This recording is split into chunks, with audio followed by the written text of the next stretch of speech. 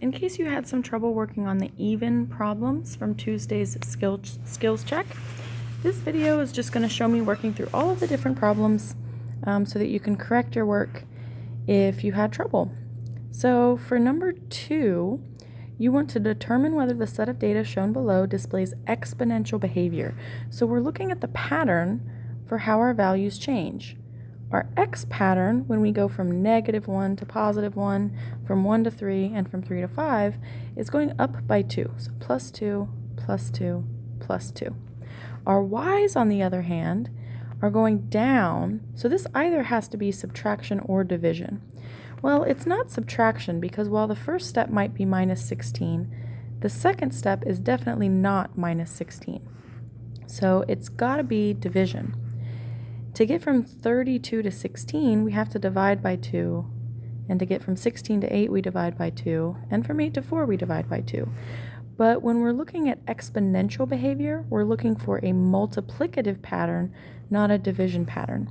Remember, keep, change, flip. You change your division to a multiplication and you flip your 2 upside down. So another way to write this pattern is times 1/2. So we'll write times 1/2, times 1/2, times 1/2. And since we found a multiplicative factor that our y's change by, this is exponential behavior. And we explain why. Because the y values change multiplicatively.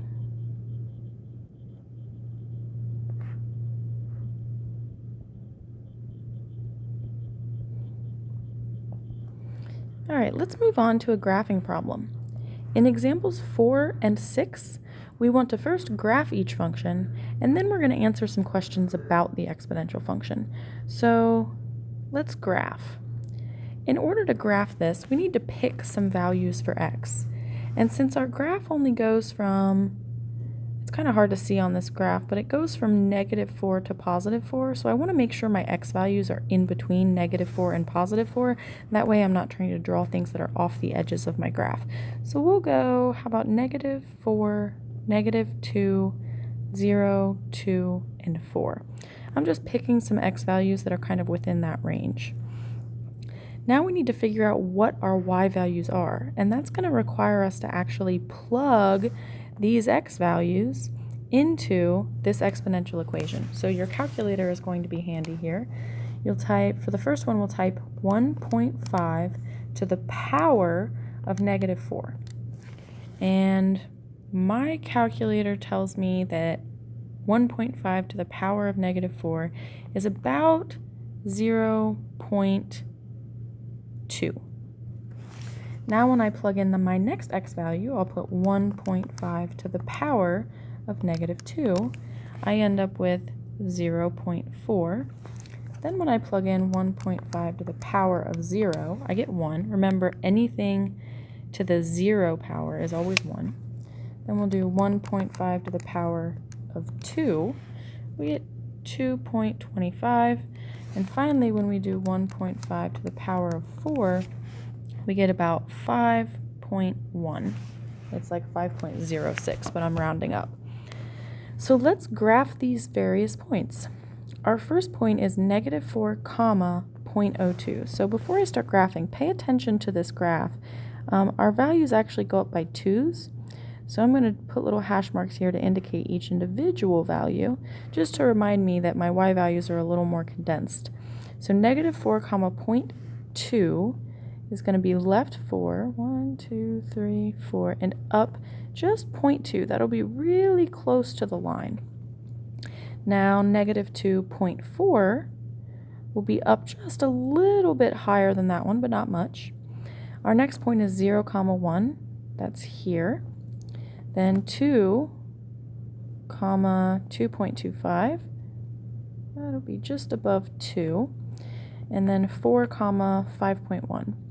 So that's 4, 5.1, just slightly above 5. And now we're going to connect our points with a curve that goes through all of these. So this is a flatter curve than we've seen in a lot of examples. That has to do with the fact that this is very close to 1. Our base, I mean. All right, so now that we've drawn our graph, let's answer some questions about it. The first question, is this growth or decay? As we read our graph from left to right, is it going up or down? This one's going up, so that makes it growth. Another way we can tell is you look at your base. If your base is bigger than 1, it's growth.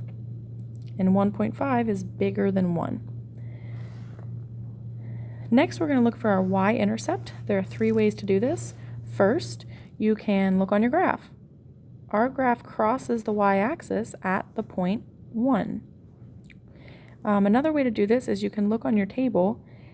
The y-intercept is the point where x equals 0. So if you have x is 0 on your table, then you just need to put your y value down as your answer. The third way to do this is you actually figure out what y is when x is 0, so you can plug this into your calculator if you haven't already, but we've already done that since we have this value on our table. Okay, next we're going to look for domain, and we've talked about domain in exponential functions. The answer is always all real numbers, because the set of exponents, the set of x's that we're allowed to put in an exponent is all real numbers. Our range, I wrote my y-intercept on the wrong line. I'm sorry, I skipped over asymptote. This was our y-intercept. Don't know what I was thinking. I skipped over asymptote, so let's do asymptote and range now.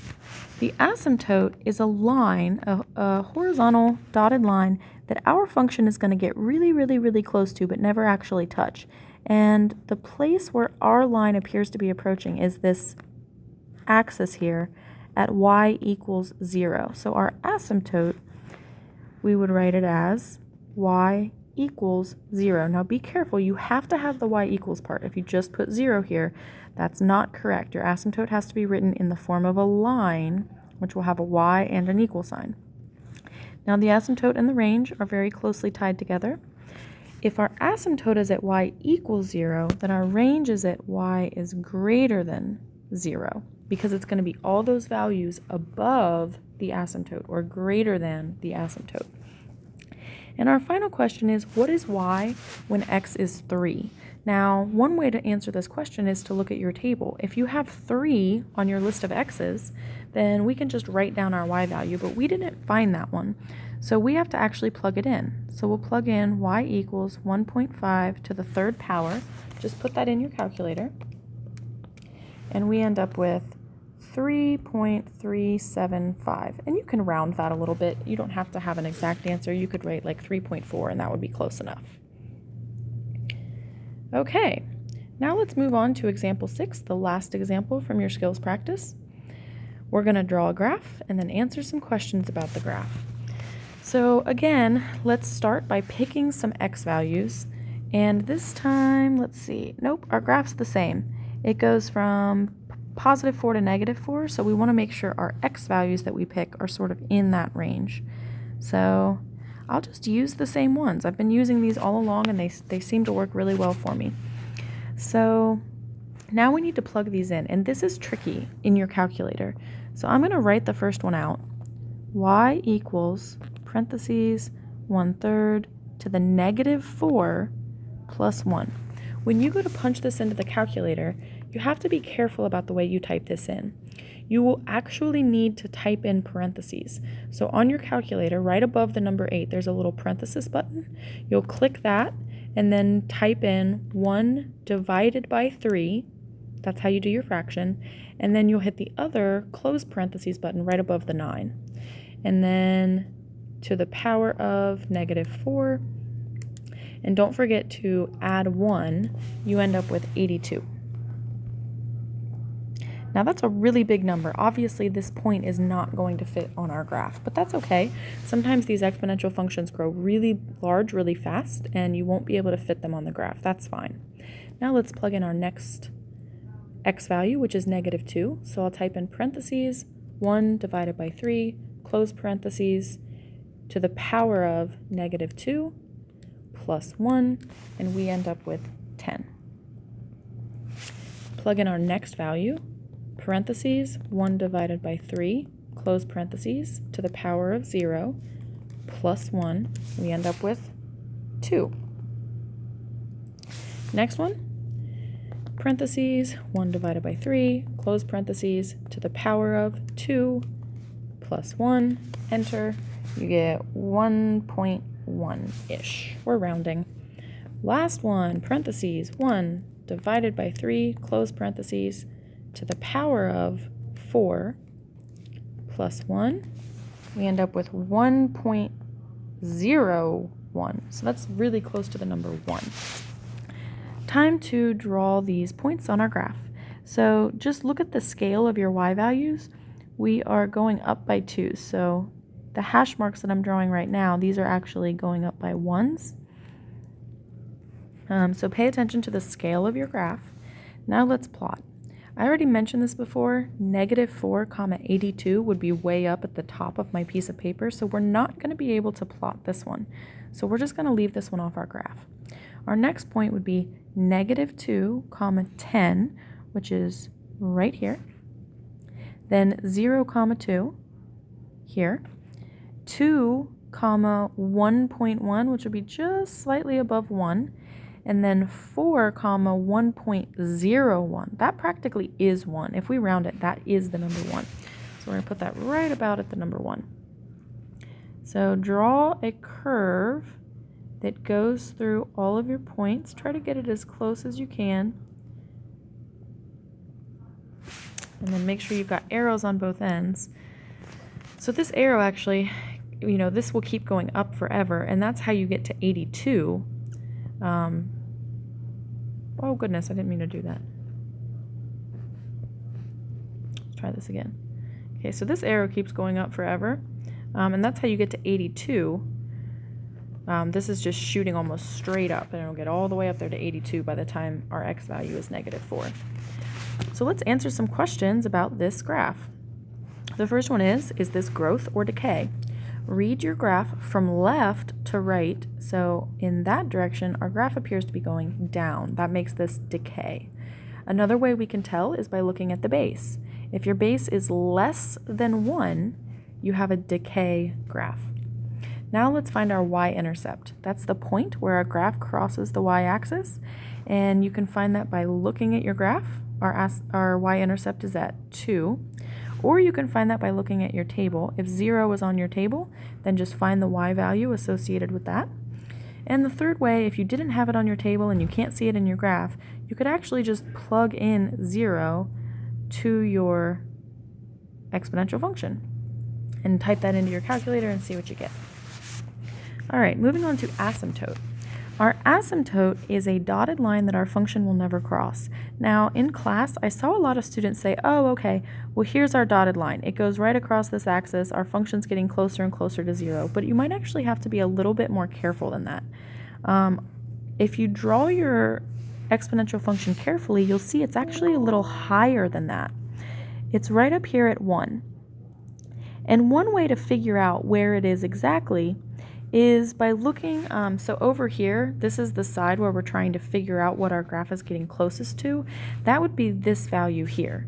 So as x is getting closer to 4, our value is not getting close to 0, it's getting really close to 1. So you can use your table to find your asymptote as well. So this asymptote would be y equals +1. Our domain is always all real numbers, because we're allowed to plug any x values we want into an exponential function. And then our range is closely tied to our asymptote. If our asymptote is y equals 1, our range is going to be everything above that. So y is greater than, I wrote the wrong number, y is greater than 1. Last question. What is y when x is -2? Now we could plug that in. Y equals 1/3 to the -2 plus 1, but we actually already did that. That value is on our table. So when we plug -2 in for x, we got a y value of 10. So we put that right on the line, and there you go. I hope this helps you complete your even numbered problems from Tuesday's skills check.